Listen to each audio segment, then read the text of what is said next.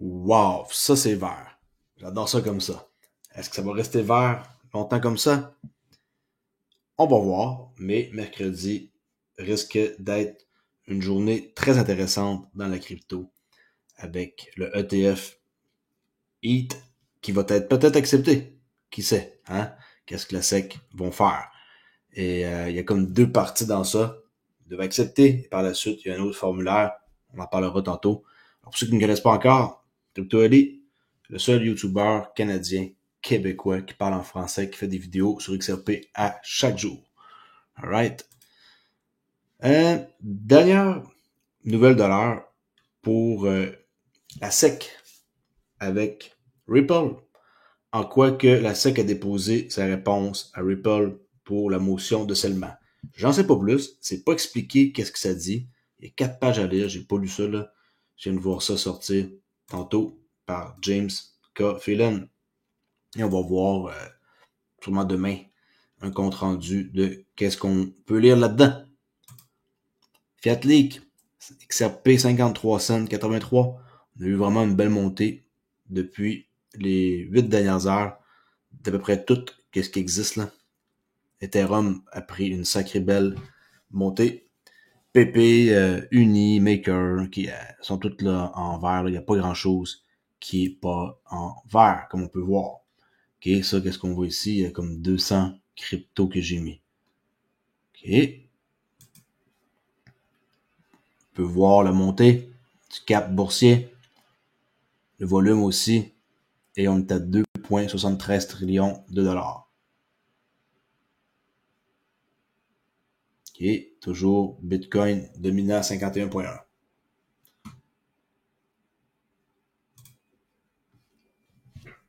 Alors, une victoire massive et un échec, bien entendu, pour mademoiselle la sénatrice Warren. Je vais être poli. Alors, victoire massive. Puis ça, c'est quoi la victoire? C'est la loi américaine sur le déploiement des blockchains de 2023. OK? Alors, c'est une loi. Et là, il y a eu un vote. Et cette sénatrice-là ici vient de se faire rincer. 334 contre 79. Alors, la Chambre des représentants des États-Unis vient d'adopter, mes amis, la Blockchain Act avec une majorité fracassante de 334 contre 79. Alors ça, c'est la raison pour laquelle aujourd'hui, je crois que le prix du XRP et toutes les autres cryptos qu'on connaît a augmenté. Okay? On voit la belle chandelle verte qui est toujours dans mon range ici, chandelle Akanashi, là, pour que vous soyez plus en mesure peut-être de voir clair. Sinon, c'est comme ça, c'est peut-être un peu moins évident. OK, essaie de vous aider à voir mieux ce que je vous explique. Et on n'est pas encore dans un breakout, mais j'aime bien ce que je vois là. Alright, alors ça, c'est une excellente nouvelle. Et je crois que mercredi va l'être encore plus. Et qu'est-ce qui se passe mercredi? Ben, c'est simple. C'est la décision de la SEC par rapport au ETF Ethereum. OK? Mais là, avant de partir dans toutes sortes de directions, la SEC pourrait d'abord approuver, ils appellent ça le 19B4 pour Ethereum. Mais, quand ça va arriver au formulaire S1, ça, ils pourraient comme bloquer et attendre. Okay, alors, l'activité sur le marché des crypto-monnaies se poursuit cette semaine. Après les données américaines de la semaine dernière, la décision de la SEC Ethereum pour le ETF sera suivie cette semaine. C'est mercredi, là, le 23 mai. Bien qu'il soit généralement admis que la SEC rejettera les demandes spot, ETH, ETF, la SEC approuvera ou rejettera d'abord la demande de Van Eck. Okay, Van Eck, comme BlackRock, là, tout ce monde-là qui ont des fonds, ben, mercredi, ils vont se faire dire oui ou non. Et le 24, il va y avoir d'autres joueurs comme ARK, 21 Chair, et on va voir si eux sont approuvés, mais si en approuve un, ça va être les deux, là. Fait que le 23, puis le 24 pour ARK, et le reste du texte, c'est pour vous démontrer qu'est-ce que c'est les applications 19B4S1. Et le 19B4, c'est un dossier qu'une bourse nationale de valeurs mobilières, telle que le New York Stock Exchange, Nasdaq, dépose auprès de la SEC, alors qu'elle souhaite modifier les règles ou introduire de nouveaux produits. Fait que c'est comme si que le Nasdaq dit, moi, je suis intéressé à avoir le spot Bitcoin. Ils l'ont eu, le spot ETF, Ethereum, c'est ce qu'ils font. Ça, c'est le 19B4. Je penserais pas que ce soit un problème, mais le problème pourrait survenir ici. Le S1 est le formulaire d'enregistrement initial requis pour les nouvelles offres de titres qui fournit à la SEC et aux investisseurs potentiels des informations détaillées sur les opérations commerciales et les produits. Fait que ça, sont plus en mesure de dire non. Mais on va voir, OK? Alors, à ce stade, les ETF ne peuvent pas légalement être vendus aux investisseurs tant que les demandes S1 ne sont pas approuvées. OK?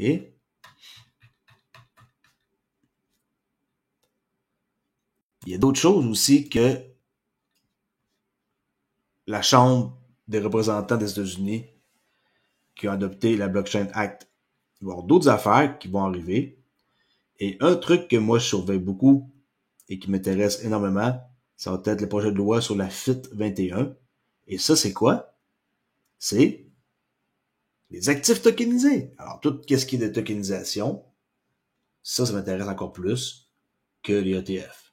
Mais, c'est juste une question de personnel. C'est pas parce que moi j'aime ça que tout le monde doit faire ça comme moi. Mais la tokenisation, c'est un truc qui m'intéresse beaucoup. Puis je lui ai dit que pour 2024, que ça devrait être assez big, merci. Et mais au moins, la loi américaine sur le déploiement des blockchains, ben, ça, c'est un vote qui veut tout dire. Donner le monde comme ça, il faut que ça soit out, là. Il faut qu'on remplace ça, puis il faut qu'il y ait d'autres mondes. Et il y a eu une personne haut placée dans la SEC qui a démissionné. On a parlé hier. Et là, on a une autre personne que je vais mentionner demain qui vient de lever le cap. Et il était quelqu'un qui faisait en sorte que l'environnement était malsain là, dans le milieu de travail. Et il y a beaucoup de choses qui se passent. Le prochain que j'aimerais voir sortir, c'est Gary Gensler, mais là, ça, on sait pas c'est quand ou si ça va arriver, mais je peux pas croire que ce gars-là va rester encore éternellement à la tête. On voit que son agence est en train d'être ridiculisée d'un bord puis de l'autre et de perdre. Okay? Et tout ça, c'est grâce à Ripple, parce que Ripple ont été les premiers. Et je crois que la jurisprudence va être de mise pour tous les cas qui vont exister. On a Ethereum, on a Uniswap, il y a un paquet de cas là, qui sont en train de se faire checker par la SEC. Alors, c'est un peu étrange pareil. C'est toute cette histoire-là de crypto qui pense à ça, là, puis que la SEC, ils portent tout ce qui est à droite et à gauche pour causer des problèmes, et d'un autre côté, ils approuvent, mais ils me font attendre. Et là, tout ça, c'est arrangé. C'est arrangé pour vraiment comme faire patienter le monde le plus longtemps possible, ou que les gens sortent puis qu'ils soient pas capables de rentrer plus tard. Là.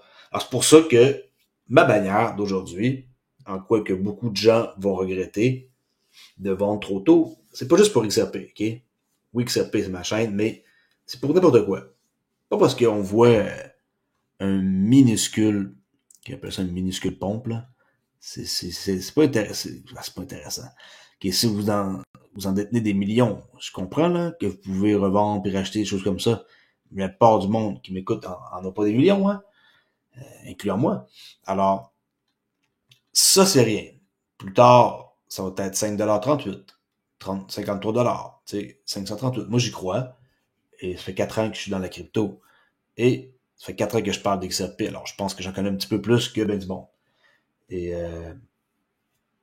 ça, seul le temps va nous le dire. Moi, je mise beaucoup sur le temps. Le temps finit toujours par faire gagner les gens beaucoup d'argent. Okay? Les fondamentaux, tout ça, on les connaît, là. Et on sait tout qu'est-ce qui se passe derrière la compagnie Ripple et depuis le temps qu'ils existent et qu'est-ce qu'ils font et avec qui ils sont associés. Là, ça, on se répétera plus là. Ils ont des centaines et des centaines et des centaines de clients. Et s'il y en a encore qui ont des doutes ou qui savent pas encore exactement qu'est-ce que la compagnie fait, parce qu'il y a du monde qui nous pose des questions, je vous le dis, qui savent même pas encore. En passant, ils ont ajouté ici leur liste pour des clients nouveaux, là. Un peu nouveaux, mais qui n'étaient pas là, puis qu'on voyait pas, là. Mais il y a des gens qui se demandent encore qu'est-ce qu'ils font comme business. C'est simple.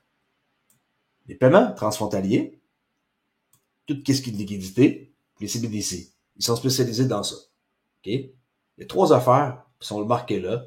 Si vous voulez lire en français, vous traduisez. Et vous pouvez voir. OK? Paiement transfrontalier, liquidité, CBDC. Tout ça, c'est 3 choses différentes. Mais ces 3 choses-là, ils vont être successful plus tard. Pour ceux que ça leur tente de rejoindre mon club de traders, voici une opportunité avec une technique que j'enseigne, la technique JAO 19. Et j'ai un salon, aussi Discord, que vous pouvez venir voir, qui est ici, salon privé, Ultra de Relais. Et en plus de ça, je vous montre à quoi ça ressemble en arrière. Le back-office, ça c'est quand je travaille et en tant qu'utilisateur, je vais cliquer. Vous allez voir à quoi ça ressemble le cours. C'est un vrai cours. Vous avez vu, j'ai cliqué et tout est là. L'intro, le chapitre 1, il y a 63 leçons. J'ai refait des vidéos dernièrement et que ça soit encore plus facile à comprendre, plus clair. Et j'aide le monde à chaque jour. Okay, c'est simple, allez poser des questions. Si j'aide le monde ou pas, vous allez voir que j'aide tout le monde à chaque jour. Bon, ceci dit, pour accéder à ça, c'est pas compliqué. Checkez dans la description.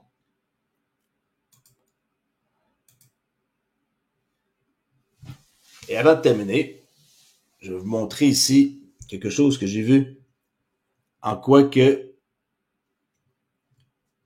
l'association blockchain, y compris Ripple, viennent soutenir qu'est-ce qu'on peut voir ici avec un document que j'ai traduit. Et là, on voit juste une en-tête là.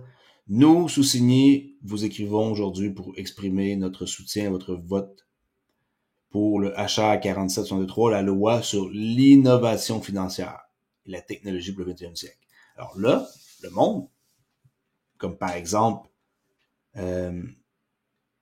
Hedera, Kraken, Phantom, Ripple, Uniswap, Polygon, tout ce monde-là, Circle, sont en train de se mettre ensemble et ils ont écrit une belle lettre et ça s'appelle la loi sur l'innovation financière et la technologie.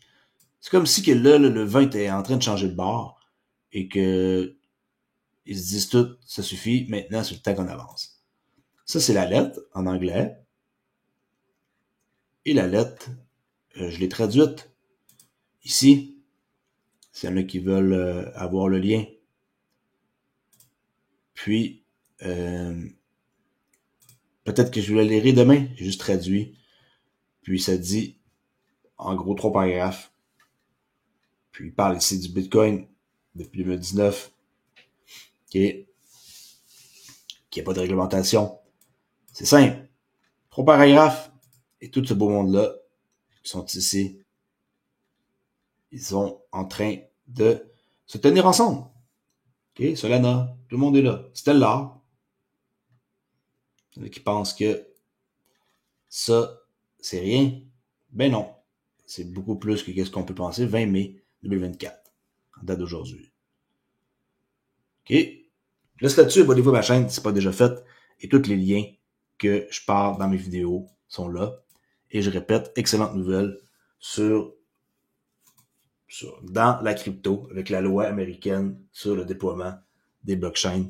Vraiment hâte de voir la suite. C'est hâte de voir que maintenant on se dirige vers qu'est-ce qu'on attend toutes, une clarté et par la suite, les ETF vont suivre.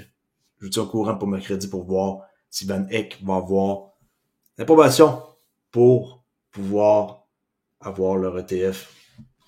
Une partie, Parce que comme j'ai dit, il va rester ici le S1 que la SEC va devoir approuver. Le mercredi, ils vont avoir ça.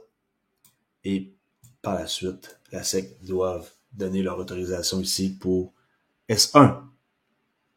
OK? Pour qu'on puisse investir dans des ETF. N'importe qui peut faire ça. Pas obligé d'aller acheter de la crypto sur des exchanges. Juste besoin de faire affaire avec des compagnies qui sont dans le milieu et qui ont eu leur approbation, comme BlackRock et tous ces gros joueurs-là. Alright, je laisse là-dessus et je vous dis à demain pour une autre vidéo. Ciao!